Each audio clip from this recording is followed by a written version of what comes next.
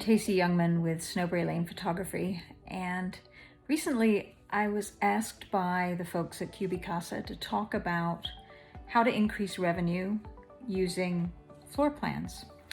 And I thought about it for a bit, and I realized that while of course increasing revenue is something that we all like, it's really not what drives the way that I do business and the way that clients are embracing floor plans with me.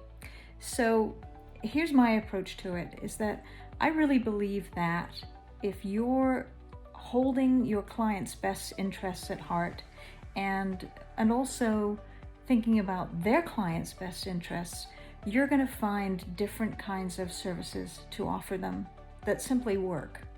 So for me, when I talk to a client about a floor plan, it's really with the end user in mind. It's with somebody who's right-brained and who wants to look instantly at photographs and realize that, oh, sure, the master isn't on the main, or yeah, there's a Jack and Jill bathroom with 2 bedrooms that would be perfect for my kids. They can see that instantly in one photograph.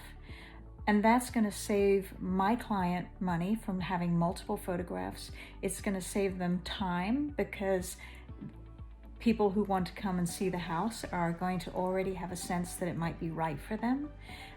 Floor plans are also going to be fabulous when you've got a house that has outdated wallpaper, outdated fixtures, and you want to be able to really show the potential by just looking in one image what there is to offer in that home.